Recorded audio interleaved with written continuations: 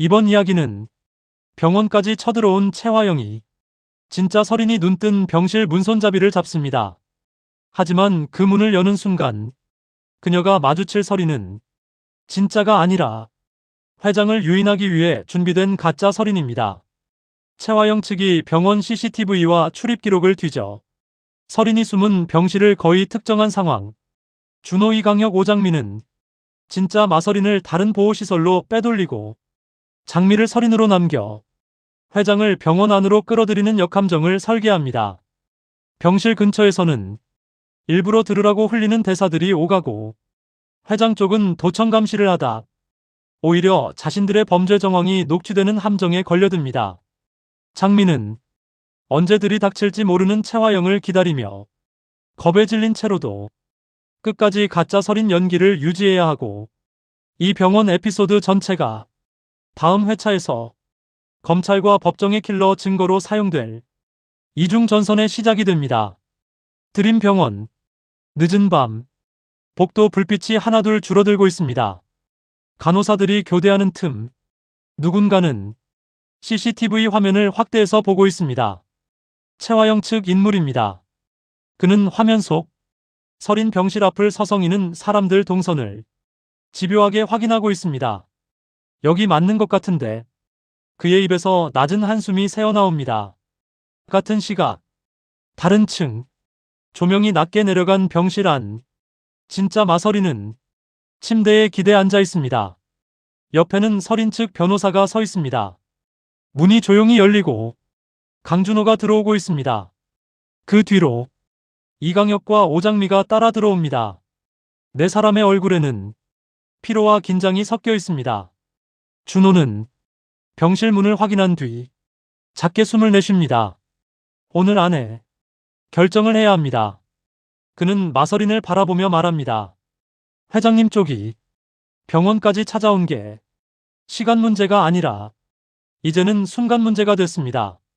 마서린은 입술을 한번 다물었다가 천천히 풀어줍니다. 여기서 내가 잡히면 어떻게 되죠라고 묻습니다. 변호사가 설명합니다. 최악의 경우 회장 측에서 서린 씨 정신 상태를 문제 삼으면서 진술 능력을 공격할 겁니다. 그리고 사고 당시 기억 자체를 상태가 불안정해서 왜곡된 것이다라고 밀어붙이겠죠. 이강혁이 한마디를 보탭니다. 더 위험한 건 회장님이 서린 씨를 어떤 식으로든 다시 조용히 만들려 할 가능성입니다. 잠시 침묵이 흐릅니다. 그때 오장미가 주먹을 살짝 쥔 채 말합니다. 그래서 저한테 서린 옷을 다시 입히자는 거죠. 모두의 시선이 장미에게 향합니다. 준호는 천천히 고개를 끄덕입니다. 진짜 서린 씨는 오늘 밤 안에 다른 보호시설로 옮깁니다. 경찰과 검사 쪽 보호 요청도 같이 들어갈 겁니다. 그는 말을 이어갑니다. 그리고 병원에는 서린을 한 사람 남겨두죠. 회장님이 꼭 만나고 싶어하는 그 사람을요. 오장미는 숨을 한번 들이켭니다. 다시 그 얼굴로 살라는 거네요. 딱 하루만이라도. 변호사가 장미를 바라보며 말합니다.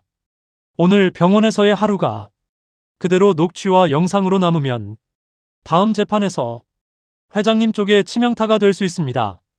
서린 씨를 찾으러 온 사람들, 회장 쪽에서 시킨 말들, 병실 근처에서 나올 대화들, 전부 증거가 됩니다. 이강혁도 말을 보탭니다. 특히 회장님이 직접 움직이신다면 더 좋습니다. 이 아이만 눈만 안 뜨면 우린 안전해라고 말하던 그 입으로 오늘은 다른 말을 하게 만들 수 있으니까요 라고 말합니다. 장미는 눈을 감고 잠시 생각에 잠깁니다. 제가 무서워서 도망가면 누가 제자리에 서줄 수 있을까요 라고 묻습니다. 마서린이 침대에서 몸을 조금 앞으로 기울입니다. 장미씨. 그녀는 조용하지만 단단한 목소리로 말합니다. 내가 코마에 있던 동안 당신이 내 이름으로 그 집에 들어가서 싸웠다는 거 다 들었어요. 오늘은 내가 당신에게 내 얼굴을 빌려줄게요. 대신 당신이 그 얼굴로 저를 대신해 한 번만 더 버텨줘요. 장미는 살짝 웃습니다. 서로 얼굴 빌려 쓰고 대신 맞아주는 사이라. 이 정도면 쌍둥이 자매 맞네요. 그녀는 결심한 듯 고개를 끄덕입니다. 좋아요. 오늘 밤 제가 마서린입니다. 계획회의는 좀 더 구체적으로 이어집니다. 준호가 정리합니다. 첫째, 진짜 서린 씨는 오늘 밤 11시 이전에 후문으로 나갑니다. 구급차를 빌려 다른 병원으로 이동시킵니다. 변호사가 덧붙입니다. 차량과 경로는 이미 검사 쪽과 논의했습니다. 이동 중 CCTV도 가능한 한 피에서 갈 겁니다. 준호는 계속 말합니다. 둘째, 장미 씨는 이 병실에 남아서 깨어난 서린을 연기합니다. 혹시라도 회장님 쪽에서 문을 열고 들어오면 첫 번째로 마주치게 될 사람은 장미 씨입니다.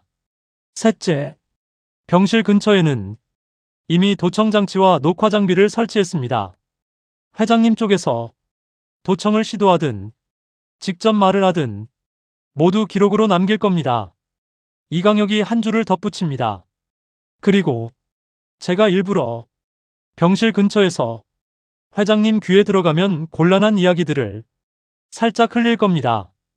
예를 들어 서린 씨가 사고 전에 들은 목소리, 확실하게 처리해라는 말, 그게 누구 목소리인지 이미 다 기억했다더라.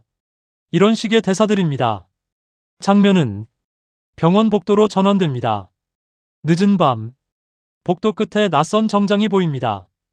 최화영 측에서 보낸 사람입니다. 손에는 병동 배치도가 쥐어져 있습니다. 그는 전화기 너머로 말합니다. 회장님, 말씀하신 병실 거의 찾았습니다. 간호사 기록까지 확인해보니 여기가 맞는 것 같습니다. 전화기 너머에서 최화영의 목소리가 들립니다. 직접 눈으로 보고 확인해. 확실하면 나도 갈 거야. 그 시각 병실 안 장미는 환자복을 입고 침대에 앉아 있습니다. 머리맡에는 셀프 카메라처럼 설치된 작은 캠코더와 눈에 띄지 않는 방향의 녹음기가 있습니다. 그녀는 자신의 목소리를 한번 내어봅니다. 나 마서린이에요. 그 말에 본인 스스로도 소름이 돋습니다. 한 번 더. 나 마서린이에요. 최화영 회장님. 오랜만이네요. 그녀는 입꼬리를 올려 서린 특유의 도도한 표정을 흉내냅니다. 괜찮아. 예전처럼만 하면 되라고 스스로에게 말합니다. 복도 쪽 이강혁은 벽에 기대 서 있습니다. 곁에는 병원 경비와 변호사가 함께 서 있습니다. 그는 일부러 조금 큰 목소리로 말합니다. 서린 씨가 사고 전에 들은 목소리, 숫자까지 정확히 기억해낸 것 같더군요. 변호사가 맞장구를 칩니다. 그 확실하게 처리해라는 말이요. 그게 누구 목소리인지 본인이 직접 말할 수 있게 되면 회장님 입장에서는 상당히 곤란해지겠죠. 경비는 둘이 하는 말을 듣는 척 안 하는 척 주변을 살핍니다. 복도 끝 모퉁이 그림자 속에서는 최화영 측 인물이 그 대사를 고스란히 듣고 있습니다. 그 사람은 다시 전화기로 보고합니다. 회장님, 여기 그대로 두면 안 될 것 같습니다. 서린이 사고 당시를 다 기억하고 있다는 말이 돌고 있습니다. 최화영의 목소리가 한층 낮아집니다. 확실해? 비서실장하고 변호사가 병실 앞에서 직접 말하는 걸 들었습니다. 잠시 침묵 후 최화영이 결정합니다. 알겠어. 내가 가서 내 귀로 직접 확인하겠어. 조금 뒤 엘리베이터 문이 열리고 최화영이 나타납니다. 그녀는 모든 걸 장악하려는 사람 특유의 당당한 보폭으로 복도를 걸어갑니다. 멀리서 그 모습을 본 강혁의 손이 살짝 떨립니다. 정말 여기까지 오셨네요. 그는 스스로를 다잡듯 주먹을 쥐었다 폈다 합니다. 준호는 한층 아래에서 상황을 CCTV로 지켜보고 있습니다. 왔어. 엄마가 직접 올라왔어. 그의 눈빛은 두려움과 기대가 뒤섞인 상태입니다. 병실 문 앞, 채화영은 손잡이에 손을 올립니다. 잠시 숨을 고르고 미소를 그립니다. 설이나, 엄마 왔어. 그녀는 최대한 다정한 목소리로 말하고 문을 엽니다. 병실 안에는 마서린이 앉아 있습니다. 적어도 그렇게 보입니다. 장미는 기대 앉은 자세 그대로 천천히 채화영을 향해 고개를 돌립니다. 둘의 눈이 마주칩니다. 잠시 시간이 멈춘 듯한 정적. 먼저 입을 여는 건 장미입니다. 엄마, 이제야 오셨어요. 그 말 한마디에 채화영의 긴장이 풀립니다. 그래, 우리 설인이 얼마나 무서웠어. 그녀는 천천히 다가와 손을 잡습니다. 그러나 그 손을 잡는 순간 장미의 눈빛이 아주 살짝 달라집니다. 경계와 분노가 한 번 스쳐 지나갑니다. 그 변화는 병실 어딘가 작게 깜빡이는 카메라 렌즈만 알아챕니다. 한편 복도 밖 강혁은 문틈 근처에 설치된 녹음 장치를 확인합니다. 지금부터 나오는 말들이 다 남습니다. 그는 속으로 중얼거립니다. 전화기 진동이 울립니다. 준호입니다. 들리죠? 네, 들립니다. 두 사람은 귀로는 병실 안대화를 듣고 눈으로는 복도 CCTV를 바라보며 동시에 상황을 주시합니다. 병실 안, 채화영은 장미의 얼굴을 살피며 말합니다. 너 얼마나 힘들었니? 엄마가 조금만 더 빨리 왔어야 했는데. 장미는 천천히 대답합니다. 네, 조금 늦으셨어요. 그녀는 일부러 한 단어씩 또렷하게 발음합니다. 사고 전에 들었던 말들 다 기억나요?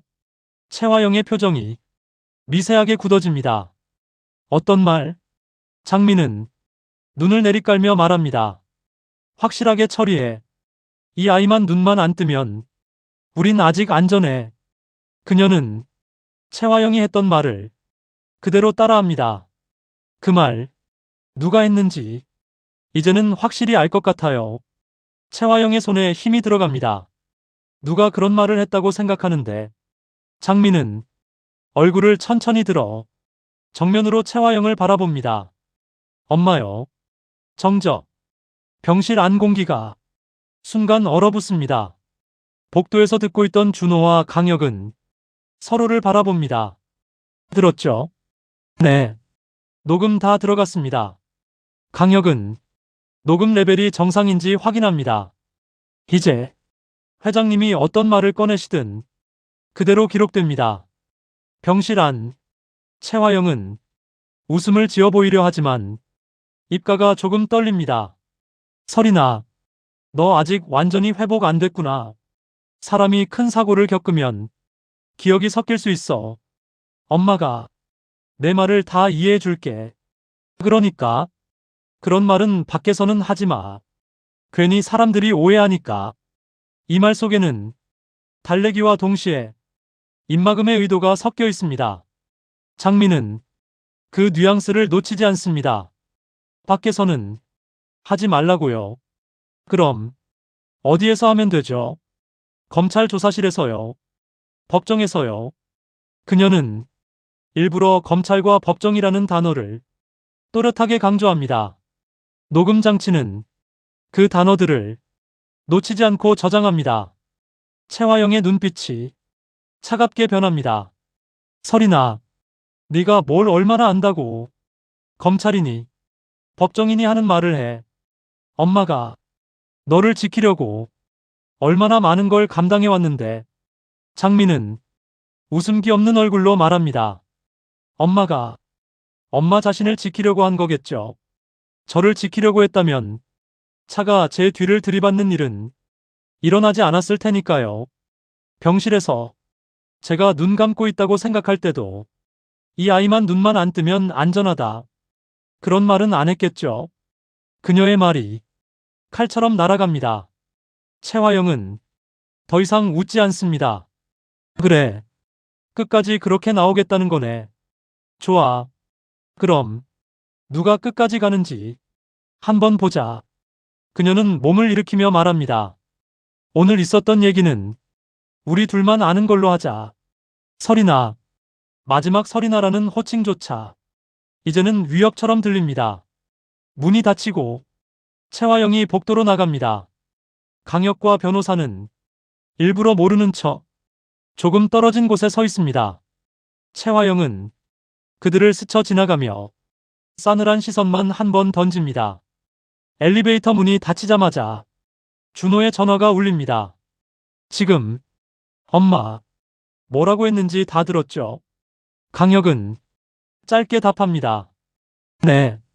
그리고 밖에서는 하지마. 우리 둘만 아는 걸로 하자. 이 두 문장 딱 필요한 만큼 나왔습니다.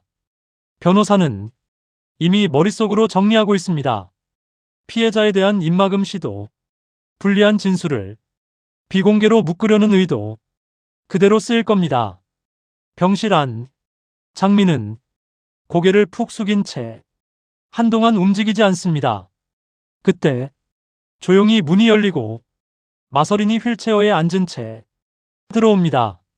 그녀는 이미 다른 층으로 이동했다가 다시 잠시 올라온 상황입니다. 숨겨둔 시간차입니다. 괜찮아요? 마서린이 묻습니다. 할 수 있겠어요? 계속. 장민은 눈가를 닫고 웃습니다. 이 정도로 무너질 거였으면 애초에 그 집에 들어가지도 않았어요. 이제 우리 차례죠. 그녀는 침대 머리맡 카메라를 가리키며 말합니다. 방금 전까지 한 말 다 들어갔죠? 변호사는 고개를 끄덕입니다. 네. 그리고 복도에서 들은 말까지 합치면 오늘만으로도 공소장 한쪽은 채울 수 있겠습니다. 화면은 병원 외벽으로 천천히 나가며 도시 야경을 비춥니다. 이날 밤 드림병원 안에서는 진짜 설인이 조용히 병원을 떠나는 장면과 가짜 설인이 회장을 정면으로 마주하고 그의 말을 끌어내는 장면이 동시에 진행되고 있습니다. 바꿔치기 도주와 병원 내 역함정이 한 번에 성공한 순간입니다. 다음 회차에서 채화영은 병원에서 본 설인을 쫓으며 자신도 모르게 점점 더 많은 말을 하게 될 것이고 진짜 마서린은 안전한 곳에서 검찰과 함께 첫 진술서에 사인을 하게 될 것입니다. 그리고 이 밤의 병원 녹취와 영상은 곧 법정과 이사회 한가운데에서 재벌 엄마의 설계도를 부숴버릴 첫 번째 킬러 증거로 터져나오게 됩니다. 엘리베이터가 1층에 도착했을 때 채화영은 잠시도 멈추지 않고 곧장 출입구로 향하고 있습니다. 그녀의 옆에서는 측근이 걸음을 맞추며 보고하고 있습니다. 회장님, 그래도 마서린 씨가 아직 밖에 나가서 공개 발언을 한 건 아닙니다. 병원에서 한 말은 의사 상태 보고나 가족끼리의 감정 섞인 얘기로 충분히 정리할 수 있습니다. 채화영은 그 말을 듣고도 표정을 풀지 않습니다. 그 애가 검찰인이 법정인이 하는 말을 입에 올렸다는 것 자체가 문제야. 누가 그런 단어를 가르쳤을까? 그녀의 눈빛이 자연스럽게 이강혁과 강준호를 떠올리고 있습니다. 병원 안에서 눈을 뜬 것까진 좋았어. 증언을 하겠다는 순간부터는 그 애도 더 이상 내 편이 아니야. 그녀는 자기 방식대로 결론을 내리고 있습니다. 그러니까 이제부터는 애가 아니라 상대편으로 봐야지. 반대로 병원 옥상 주차장에서는 전혀 다른 대화가 오가고 있습니다. 강준호는 차 옆에 기대 서서 휴대폰에 저장된 녹취 파일 목록을 보고 있습니다. 파일 이름은 간단한 시간과 날짜로 표시되어 있습니다. 월 1 병실 대화, 월 1 복도 대화. 각 파일 옆에는 짧은 메모가 붙어 있습니다. 입막음 시도, 둘만 아는 걸로 하자. 기억 혼란 프레임 시도, 검찰법정 단어 반응. 그는 하나하나 확인하며 생각합니다. 엄마는 언제나 똑같은 방식을 쓴다. 먼저 상대의 기억과 정신 상태를 의심하게 만들고 그 다음 둘만의 비밀로 묶어서 입을 막는다. 회사에서 저한테 했던 방식 그대로 서린 씨에게 쓴 거다. 이 깨달음은 준호 자신을 향한 싸움에서 시작된 분노를 이제는 서린과 장미를 향한 싸움으로 확장시킵니다. 이건 우리 집안 문제를 넘어섰다. 엄마가 자기 살려고 얼마나 많은 사람을 도구로 썼는지 이제 제대로 보여줘야 한다. 이강혁은 조용히 차 뒷좌석 문을 열고 검은 노트를 꺼냅니다. 노트 한가운데 오늘 날짜가 적혀 있습니다. 그 밑에는 새로운 항목이 추가되고 있습니다. 5월 1일 병원 병실 방문. 피해자에게 밖에서는 말하지 말라. 우리 둘만 아는 걸로 하자 발언. 그는 그 문장을 적다가 잠시 펜을 멈춥니다. 오늘 이 기록을 쓴 사람은 더 이상 회장의 비서가 아니다. 오늘부로 나는 회장을 고발하는 사람이다. 그는 조용히 노트를 덮습니다. 증언대에 서게 되면 이 페이지부터 펴야겠다. 병원 안 조금 더 늦은 시간 마서리는 다른 층의 보호병실로 옮겨져 있습니다. 새 병실은 출입 통제가 더 엄격하고 창문에는 블라인드가 내려져 있습니다. 서린 측 변호사와 검찰 쪽 담당 검사가 서류를 정리하고 있습니다. 검사가 말합니다. 오늘 병실에서 오간 이야기는 영상과 음성으로 모두 확보했습니다. 이제 서린 씨 첫 진술서를 작성해야 합니다. 그는 마서린 쪽으로 몸을 돌립니다. 걱정하실 수도 있지만 오늘처럼 혼자서 회장님을 마주한 건 이번 한 번이면 충분합니다. 앞으로는 회장님과의 대화는 이런 식으로 비공개 병실이 아니라 공개된 조사실이나 법정에서만 하게 될 겁니다. 마서리는 그 말을 듣고 조용히 고개를 끄덕입니다. 오늘 그 사람 눈을 보니까 이제야 확신이 들었어요. 그 사람에게 한 번 더 기회를 줄 필요는 없겠구나. 저는 그냥 제가 들은 걸 제가 기억하는 그대로 말할게요. 검사는 질문을 이어갑니다. 병실에서 회장님이 밖에서는 하지 말라고 했을 때 어떤 느낌이셨습니까? 마서리는 잠시 눈을 감았다가 말합니다. 처음에는 정말 저를 걱정하는 말인 줄 알았어요. 근데 뒤에서 우리 둘만 아는 걸로 하자라고 덧붙이는 순간 아, 이건 나를 위한 게 아니라 본인을 위한 말이구나. 그게 느껴졌어요. 검사는 그 말을 그대로 받아 적습니다. 좋습니다. 그 느낌까지 함께 적겠습니다. 법정에서는 사실과 함께 그때 느꼈던 감정도 중요해집니다. 왜냐하면 그 사람의 말이 위로였는지 협박이었는지 입막음이었는지 그걸 구분해야 하니까요. 다시 병원 원래 병동. 오장민은 서린 대신 남아 하룻밤을 더 보내야 합니다. 침대 머리맡에 앉은 그는 천장을 보며 생각합니다. 나는 이 얼굴로 얼마나 많은 거짓말을 했을까? 그리고 오늘은 얼마나 많은 진실을 끌어냈을까? 그는 스스로에게 답합니다. 오늘만큼은 이 얼굴로 한 말이 누군가를 살리는 데 쓰였으면 좋겠다. 적어도 한 사람을 죽이는 데 쓰이진 않았잖아. 그녀는 작게 웃으며 눈을 감습니다. 내일이 되면 나는 또 오장미로 돌아갈 수 있을까? 아니면 끝까지 마서린으로 남아야 할까? 이 고민은 다음 에피소드에서 오장미 개인 서사로 다시 이어질 씨앗이 됩니다. 한편 최화영은 집무실로 돌아와 있습니다. 책상 위에는 병원에서 가져온 서류들과 변호사 의견서가 놓여 있습니다. 회장 측 변호사는 말합니다. 오늘 병실에서 오간 내용은 병원 측에서도 공식적인 기록으로 남기지 않았습니다. 우리가 대응해야 할 건 향후 검찰이 어떤 방향으로 질문을 해올지입니다.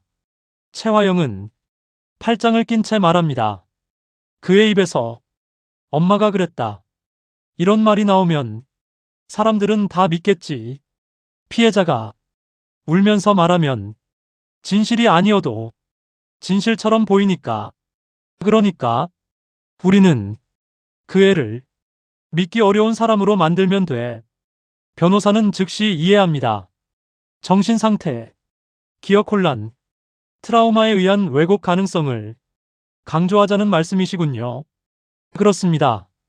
그리고 그 뒤에는 늘 그렇듯 이 한 줄을 넣으세요. 채화영이 말합니다. 나는 그 애를 위해 최선을 다했을 뿐이다. 그녀는 오랫동안 써온 방어 문장을 다시 꺼내들고 있습니다. 하지만 이번에는 그 문장이 나오는 순간마다 병원에서 녹음된 밖에서는 하지마. 우리 둘만 아는 걸로 하자. 이 말들도 함께 튀어나오게 될 것입니다.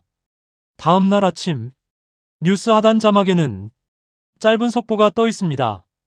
드림그룹 내부 인물 채화영 회장 관련 추가 진술 준비 중. 이 문장은 아직 구체적인 이름을 밝히지 않습니다. 하지만 화면을 보고 있는 인물들은 각자 다른 이름을 떠올립니다. 채화영은 배신자라는 단어와 함께 어느 얼굴들을 떠올리고 있습니다. 강준호는 피해자라는 단어와 함께 설인과 장미를 떠올립니다. 이강혁은 증인이라는 단어와 함께 자신의 이름을 떠올립니다. 이 세 단어가 이제부터 한 법정 안에서 서로를 향해 부딪히게 될 것입니다. 그리고 그 시작점이 바로 전날 밤 병원에서 벌어진 바꿔치기 도주와 역함정 에피소드였다는 걸 시청자는 다음 회차에서 더 명확하게 확인하게 될 것입니다.